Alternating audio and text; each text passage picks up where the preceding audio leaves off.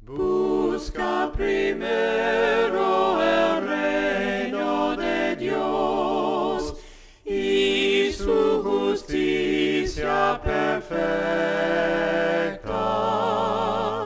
y lo demás añadido será. Aleluya, aleluya.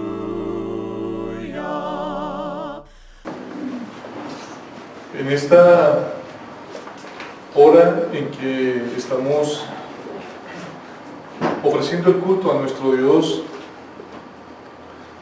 están invitados a la congregación de la Iglesia de Cristo aquí en la calle 80, Bogotá, Distrito Capital. Esta es una invitación que ofrecemos a todos aquellos que en un momento dado nos ven a través del canal de YouTube y aquellos que también están aquí hoy visitándonos. Para comenzar, hermanos, quiero que abramos nuestras Biblias en el Evangelio de Juan. Vamos a abrir el Evangelio de Juan en el capítulo 6 y vamos a leer del versículo 60 al versículo 69. Algunas Biblias tienen un subtítulo ahí que dice Palabras de vida eterna. Dice así: por eso muchos de sus discípulos, cuando oyeron esto, dijeron: dura es esta declaración, ¿quién puede escucharla? Pero Jesús, sabiendo en su interior que sus discípulos murmuraban por esto, les dijo: ¿esto os escandaliza? Pues ¿qué si vieras al Hijo del Hombre ascender a donde antes estaba? El Espíritu es el que da vida, la carne para nada aprovecha. Las palabras que yo os he hablado son espíritu y son vida. Pero hay algunos de vosotros que no creéis, porque Jesús sabía desde el principio quiénes eran los que no creían y quién era el que le iba a traicionar. Y decían por eso: os he dicho que nadie puede venir a mí si no se lo ha concedido el Padre. Como resultado de esto, muchos de sus discípulos se apartaron y ya no andaban con él. Entonces Jesús dijo a los 12: ¿acaso queréis vosotros iros también? Simón Pedro le respondió: Señor, ¿a quién iremos? Tú tienes palabras de vida eterna.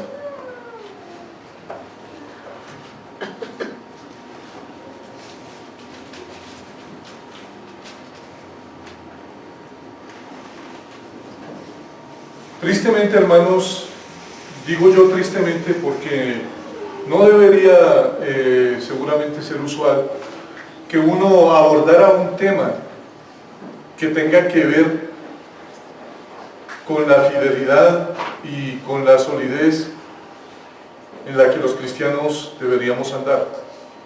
Pero ciertamente es así. Y como bien veíamos ahí en esa pregunta que les hacía el Señor Jesús a sus discípulos, después de obviamente hablarles de su palabra, y los discípulos decían: uy, esta palabra es dura, porque toca nuestro corazón, porque llega a nuestra vida, y porque resulta que hay muchas cosas de las que tú dices, Señor, que son para nosotros bien difíciles de hacer.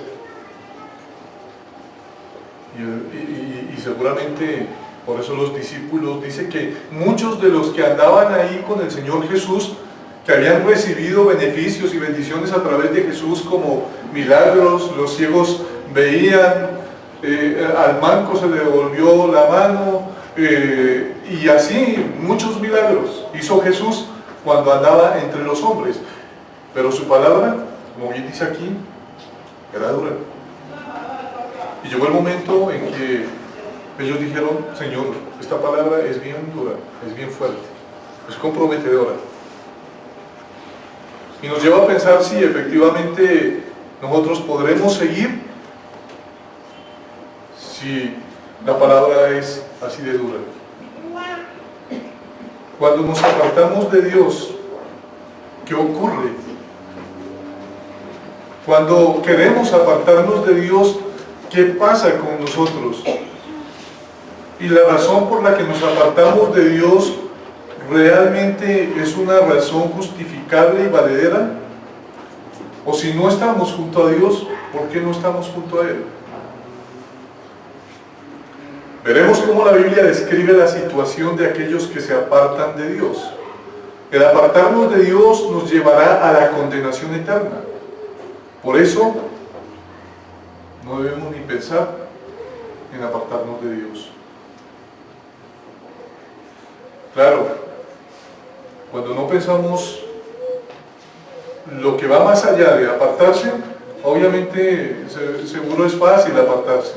Pero cuando nosotros tenemos conciencia, cuando hemos caminado junto a Dios y hemos escuchado su palabra, por eso los discípulos, cuando escuchaban a Jesús, decían: dura es esta palabra, porque el Señor, ¿de qué les hablaba? Les hablaba de la realidad, de lo que habían que dejar, y por eso nos dice también el Evangelio de Lucas, y es el llamado para todos y cada uno de aquellos que nos hemos decidido a seguir a Jesús. Él les dijo: si alguno quiere venir en pos de mí, niéguese a sí mismo, tome su cruz cada año, cada 3 años, no, cada día, y sígame. Cada día y sígame. Por eso los discípulos decían: dura es esta palabra.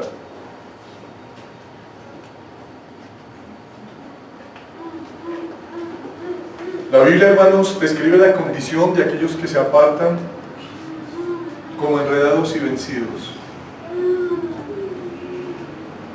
La segunda carta del apóstol Pedro, en el capítulo 2 y versículo 20, emplea la figura como la de recoger peces en la red. Cuando nos apartamos de Dios, somos enredados de nuevo en la contaminación del mundo y vencidos. Y vamos al texto, dice así: ciertamente, si habiéndose ellos escapado de la contaminación del mundo por el conocimiento del Señor y Salvador Jesucristo, enredándose otra vez en ellas, son vencidos, su postrer estado viene a ser peor que el primero, porque están atrapados en la red. Y así como, aquí sí como decía la propaganda, déjame masticarlo. Y de verdad que estas cosas son para rumiarlas, como hacen el ganado. Después de que come el pasto, lo baja y después lo devuelve otra vez por si acaso. Y vuelve y lo mastica y otra vez. Y los discípulos no querían hacer eso. Ellos no querían ser como el ganado, rumiar. No, duro es esto. Yo de verdad creo que no soy de esas personas que están preparados. Yo no estoy preparado para ir al reino de los cielos, Señor. Yo no estoy preparado para dejar la inmundicia.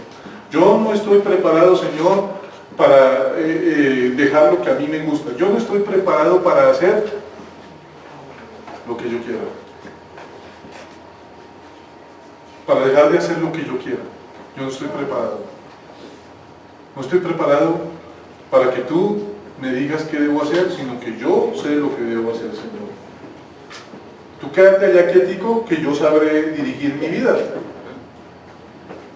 Pero resulta que cuando yo estoy en necesidad y cuando tengo la angustia, entonces te llamaré y te diré: Señor, tú eres el Dios bombero, ven y apaga el incendio. Pero así no es. Eso quisiera uno.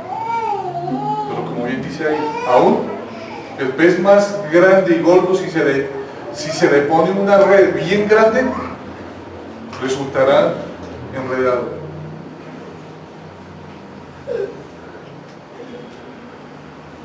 Cuando tenemos todo para vencer al mundo, como bien dice en Juan 16, verso 33,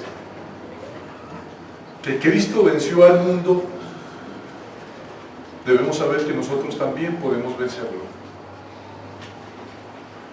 También tenemos un texto en Romanos capítulo 8, versículo 37, en Primera de Juan capítulo 5, versos 4 al 5, donde nos garantiza que podemos vencer al mundo, pero si nos apartamos de Dios, el mundo ya nos ha vencido a nosotros. Y bueno, pues leamos aquí los textos. Estas cosas os he hablado para que en mí tengáis paz.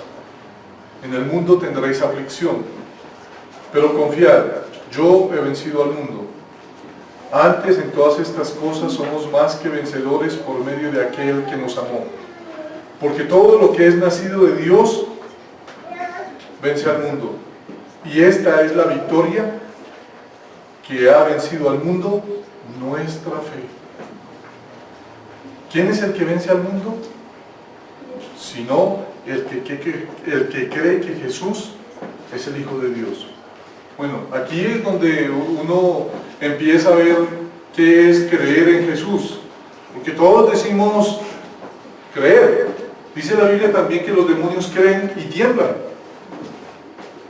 Los demonios creen y tiemblan. ¿Y ellos tiemblan por qué? Porque saben que lo que está diciendo el Señor Jesús es verdad. Ellos también tiemblan porque saben que la condenación ya la tienen asegurada, porque están perdidos. Ellos tiemblan porque saben que lo que el Señor está diciendo es verdad, es una realidad. Es algo, hermanos, que no se puede evitar por ninguna razón ni a ningún costo. Para esto no hay póliza de vida. La póliza de vida que tenemos aquí en la tierra es solamente para asegurar la existencia más o menos de lo que es este cuerpo, y que realmente pues tampoco sirve de mucho, porque el cuerpo, la póliza no detiene el deterioro del cuerpo.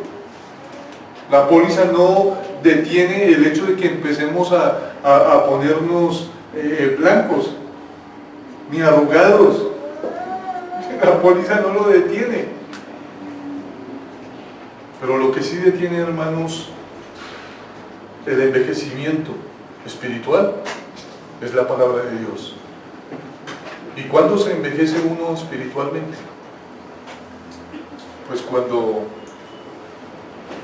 tiene la misma actitud que aquellos que decían: Señor, esta palabra es dura, porque esta es una vitamina que es sólida y que alimenta mi espíritu y que me renueva y que me hace fuerte, pero me exige ejercicio, así como aquel hombre que se ejercita y que quiere sacar una chocolatina y tener fuertes pectorales y músculos en los brazos, y hace ejercicio y espiritualmente. Yo también debo hacer ese ejercicio espiritual. Estas cosas os he hablado para que en mí tengáis paz. Pero hay algo garantizado: en el mundo habrá aflicción. Pero si no confían en mí, si no entienden que yo he vencido al mundo, pues la aflicción será mucho mayor. Antes, en todas estas cosas somos más que vencedores. ¿Por medio de quién? De aquel que dijo: estas palabras son así, y los escucha duras de esta palabra. Pero es que ahí es donde está el meollo del asunto. Porque todo lo que es nacido de Dios vence al mundo. Lo que es nacido de Dios vence al mundo. Lo que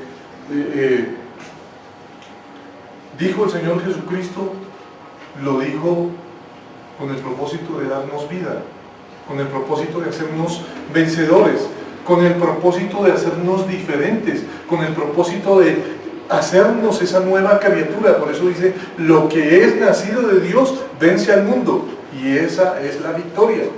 ¿Cuántos somos vencedores del mundo? ¿Y cuántos nos arrastramos porque dura es esta palabra? Si yo no escucho la palabra, si yo no estoy en esa lid, en ese rebaño, si yo no pertenezco a ese ejército celestial, si yo doy papaya, si yo no sé utilizar el arma, fácilmente seré vencido. ¿O no, hermano Daniel?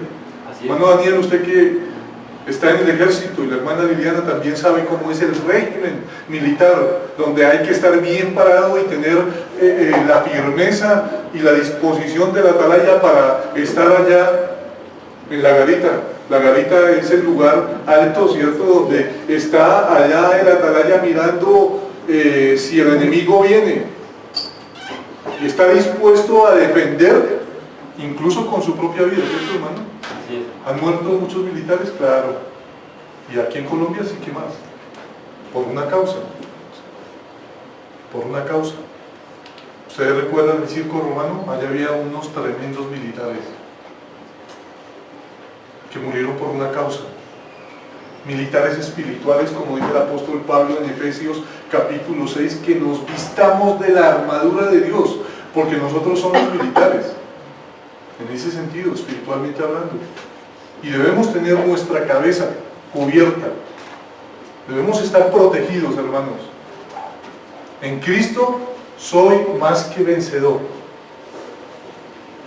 Soy más que vencedor.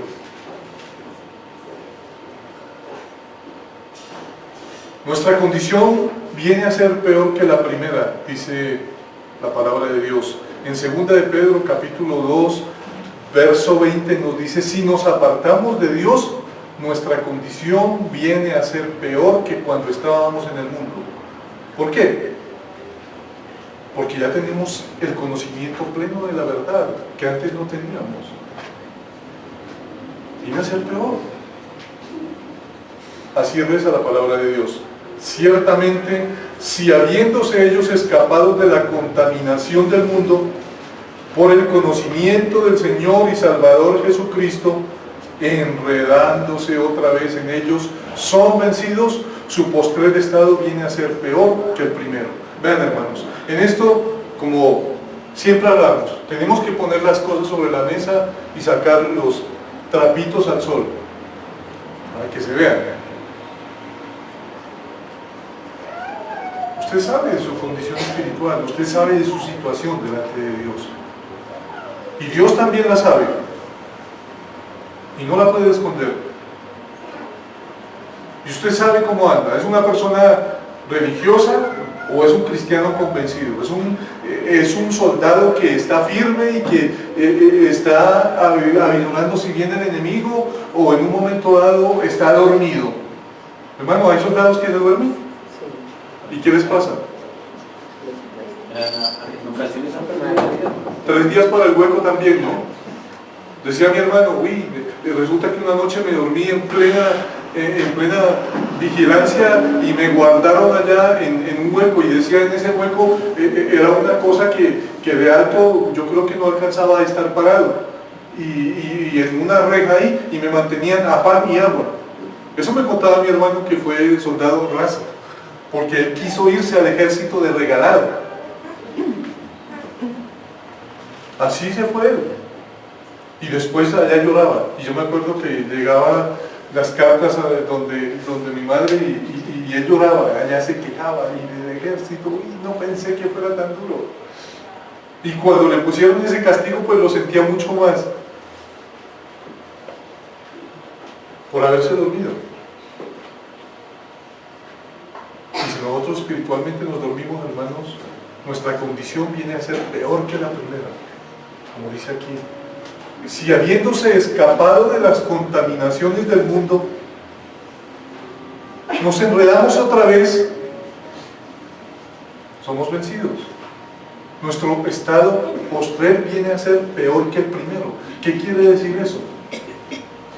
Que que porque yo ya tengo el conocimiento de la verdad, si no me importa pisotear la verdad, ni pisotear la sangre de Jesucristo, como bien dice el libro de Hebreos, ya no me importa nada. Y a veces, hermanos, lo más triste, lo más irónico de esta vida es que aquellos que se apartan empiezan a buscar una justificación tonta delante de los hermanos, pero más terrible es delante de Dios. Ah, no, es que allá esa hermanita no me saluda, es que la hermanita me mira como rayado, o esa hermana, ¿sabe qué? Esa hermana no me cae bien, yo me voy a ir porque es que no me siento bien. Hermanos, en la lucha espiritual no es para sentirse bien o mal. En la lucha espiritual no es para quejarme de mi hermano o de mi hermana. En la lucha espiritual es para saber que yo estoy aquí para conquistar una corona. Estoy en el reino. Eso es claro. Estoy en el reino. Pero ¿qué debo hacer? Debo venir aquí con toda la conciencia del mundo que lo que yo estoy haciendo aquí es algo completamente espiritual, que trasciende, que sube más allá del techo, que los cantos, que las oraciones, que lo que yo hago lo hago con toda la conciencia del mundo y no con la apatía espiritual, y no con el desgano, y no porque, por si acaso, porque entonces, por si acaso me salvo. Estoy aquí, hermanos, por si acaso me salvo, o estoy convencido de que Cristo murió por mí, de que me redimió, de que Él entregó su sangre, de que Él dejó trazado un camino de santidad, donde yo estoy plenamente seguro y convencido de que su sangre me ha dado la libertad de la esclavitud, del pecado. ¿Y cómo es posible que yo, esa condición en la que me puso Dios, la desprecie? Como dice ahí, enredándose otra vez. No bien bañadito. Dice que fuimos limpiados.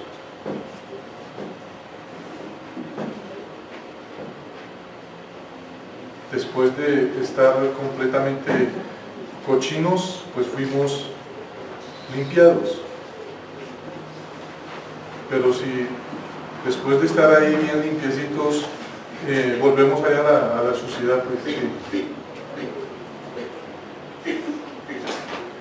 Lucas capítulo 12, versículos 47 al 48. Como aquel que tiene un arrepentimiento que no es sincero. Mateo capítulo 12, verso 45.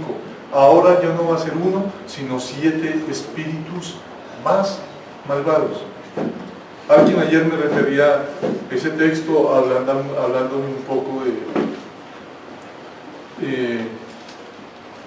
de la vida espiritual que debemos llevar. Aquel siervo que conociendo la voluntad de su Señor no se preparó ni hizo conforme a su voluntad, recibirá muchos azotes. Mas el que sin conocerla hizo cosas dignas de azotes, será azotado poco. Porque todo aquel a quien se haya dado mucho, mucho se le demandará. Y al que mucho se le haya confiado, más se le pedirá. La condición postrera dice, entonces va y toma consigo otros 7 espíritus peores que él, y entrados moran allí. Y el postrer estado de aquel hombre viene a ser peor que el primero. Así también acontecerá a esta mala generación.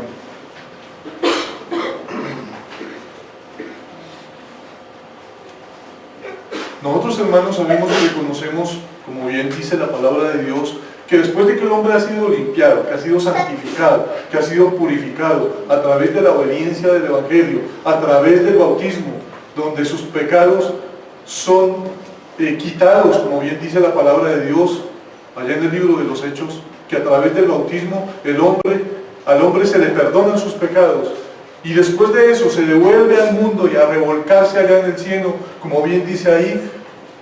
¿Qué pasa con ese hombre? 7 espíritus peores inundarán su vida. 7 espíritus peores. Fue perdonado, fue limpio, pero ¿qué? Como dice ahí, no lo hizo de corazón. fue un arrepentimiento que no fue sincero. Y entonces ya no va a estar en él ese espíritu inmundo que estaba cuando estaba en el mundo y cuando hacía la voluntad de Satanás y cuando estaba sometido a las tinieblas y cuando estaba sometido al pecado.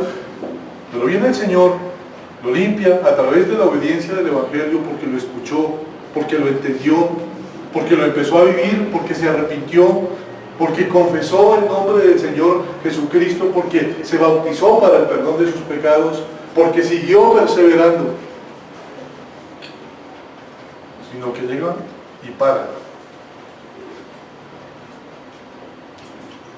7 espíritus peores. ¿Por qué 7 espíritus peores? Porque encuentra una casa vacía, desocupada. Porque no está Dios, porque no está la fe, porque no está la esperanza, la confianza, porque no está la virtud, porque no está el conocimiento, porque no está el dominio propio, porque no está la paciencia, porque no está el afecto fraternal, porque no está la misericordia. Eso es tener una casa llena, porque no está el amor a Dios.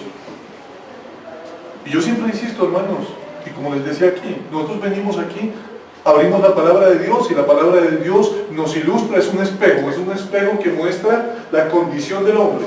Y la condición del hombre es impía, es inmunda cuando sabe que no está a cuentas con Dios. Y la condición del hombre es inmunda cuando yo no soy ese cristiano convencido y que lo hago por si acaso. A veces sí, a veces no, como yo digo, el cristiano luciérnaga, que prende y apaga. El cristiano carretilla, que hay que coger, cargar y empujar. Son condiciones, hermanos, vergonzosas. Para un cristiano es una condición vergonzosa. Porque Cristo lo merece todo. Él lo hizo todo por nosotros.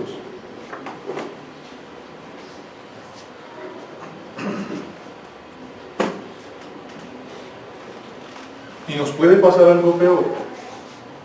Juan 5:14 dice: después le halló Jesús en el templo y le dijo: mira, has sido sanado, no peques más, para que no te venga alguna cosa peor. Jesús, después de haber curado a este paralítico, le advirtió y le dijo: no peques más, porque te puede suceder algo peor de lo que te ocurrió. Y cuando nos apartamos de Dios, hermanos, pecamos y nos puede venir algo peor todavía, la condenación eterna, como conocemos el texto de Romanos 6:23, que dice: porque la paga del pecado es muerte, y muerte eterna. ¿Usted cree en la eternidad? ¿Usted cree en el cielo? ¿Usted cree en la luz y en las tinieblas? ¿Usted cree que sale el sol y que sale la luna? ¿Usted cree que la luz se ve y que las tinieblas también son perceptibles? Es una realidad, hermanos. Existe el cielo, existe el infierno. Y el Señor nos lo advierte de todas las maneras posibles para que nosotros reaccionemos, para que nosotros entendamos, hermanos, que la advertencia de Dios es constante. Que si nosotros nos devolvemos, estamos haciéndolo de los cobardes. Y por eso el Señor dice: aquel que quiera seguirme, mida los gastos, tome su cruz cada día y sígame. Entienda que esto es algo serio, esto es responsable. Esto no es porque para mí me parece chévere. Es que esto no es algo de diversión, esto no es un circo. No, hermanos, estamos delante del Rey. Este texto de Pedro, seguramente cuando nosotros lo leemos, solamente nuestra imaginación vuela y nos parece algo asqueroso, como bien dice 2 de Pedro 2:22. Pero les ha acontecido lo del verdadero proverbio: el perro vuelve a su vómito y la puerca lavada a revolcarse en el cielo. El perro vuelve a su vómito. Vomitó todo lo que tenía ahí y sintió seguramente esa limpieza, y después como que ese olor que está ahí como que lo atrae, lo llama, y dice, uy, eso que me comí, ese pecado que cometí, esa inmundicia que tenía encima, como que me llama y me atrae y me busca, y ese olor me atrae, y vuelve y se lo come. Es una descripción bien horrorosa, pero es bien horrorosa para que nosotros espiritualmente la mastiquemos y pensemos lo inmundo que es para el Señor el hecho de que el hombre se aparte. Es repugnante. Y esto, hermanos, nos muestra lo insensato y destructivo que es apartarse del camino de Dios. Como dice Proverbios capítulo 26, 11, como perro que vuelve a su vómito, así es el necio que repite su necedad. Es una imagen, como bien dice ahí, asquerosa, aunque ahí ese monacho está lindo.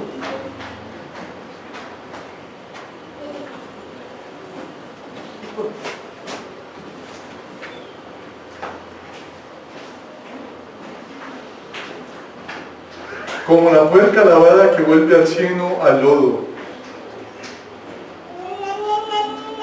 Aquí tenemos un cerdo limpiecito, ¿cierto? Y aquí tenemos otra vez ese cerdo revolcándose en el lodo, como bien dice ahí, y la puerca lavada a revolcarse en el cielo.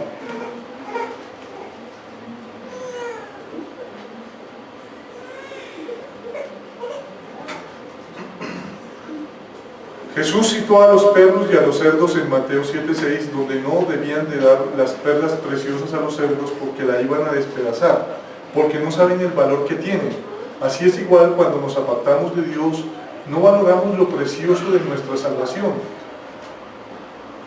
Como dice Mateo 7:6, no deis los santos a los perros, ni echéis vuestras perlas delante de los cerdos, no sea que las pisoteen y se devuelvan y os despedacen. Hermanos, vean, Jesús no quiere gente infeliz. Jesús no quiere gente amargada.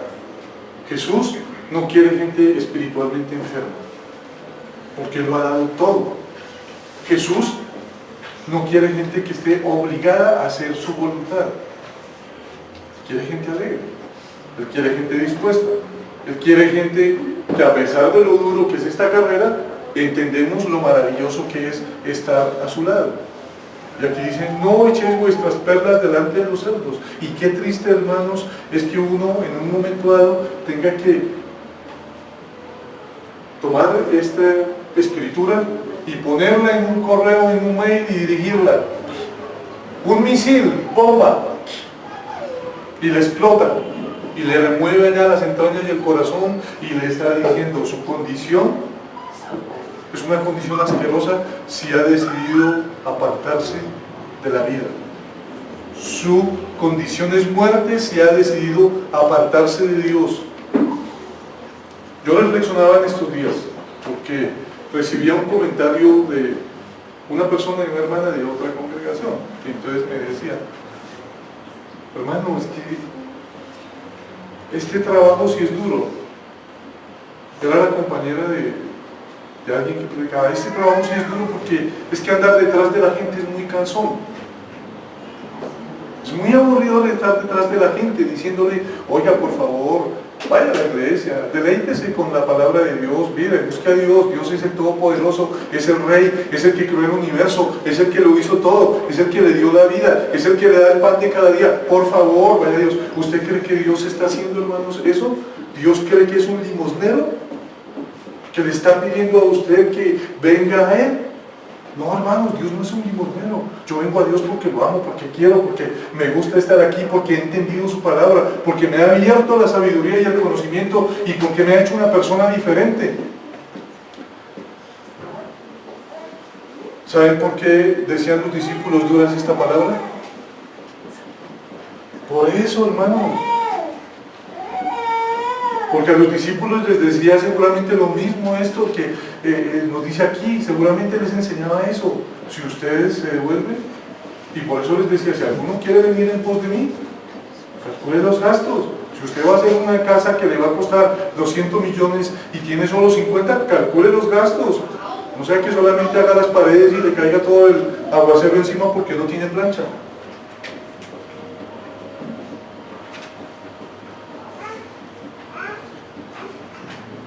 Primera de Pedro capítulo 1 verso 19 dice: sino con la sangre preciosa de Cristo como de un cordero sin mancha y sin contaminación. Como dice un himno, ¿cierto? Comprado con sangre por Cristo, con gozo al cielo yo voy. ¿Qué tan cierto es eso para nosotros? ¿Es una realidad? Discutía yo en esto con los hermanos y le decía, ¿sabe qué? Es triste que hoy, si los jóvenes vienen porque mi papá y mi mamá van a la iglesia, qué triste. Si los jóvenes sienten que están siendo obligados a servirle al Señor, qué triste. Qué triste. Qué triste que sientan el consejo de Dios y el consejo de su Padre Celestial como la imposición. Qué triste que yo venga acá y yo, ¡ay, qué fastidio! Me toca cantar, me toca hacer cara de santo. No, hermano, no venga a hacer cara de santo. Viva la vida como es, sea auténtico, sea sincero, sea honesto, sea transparente. No se disfracen. De eso no se trata, hermanos, así no se va a ninguna parte. Digámonos la verdad como es, hermanos. Conozcámonos como somos. Si estoy desordenado, vean, hermanos, lo peor que uno puede hacer es querer tapar y mostrar lo que no se es, pretendiendo mostrar una imagen que no tengo cuando soy otra cosa. No, si yo soy desordenado, lo reconozco para poder cambiar. Y si yo tengo una falta, la reconozco para poder cambiar. Y yo digo, yo a veces soy como despistado y tengo que reconocerlo. Me toca tomar ginkgo biloba, me toca tomar complejo B, me toca tomar 1000 cosas para saber si aterrizo, pero yo tengo que hacerlo, pero tengo que reconocerlo. Y si no, hermanos, no puedo mejorar. Yo tengo que reconocer que me estoy engordando, y una prueba de eso es que ese saco se me rompió atrás. Pero tengo que saber, ahora que me toca echarle costura, si es que se puede, y si no, nada. Pero tenemos que decirnos la verdad, hermanos. Tenemos que hablar las cosas como son. Y entonces yo puedo decir, comprado con sangre por Cristo, con gozo al cielo yo voy.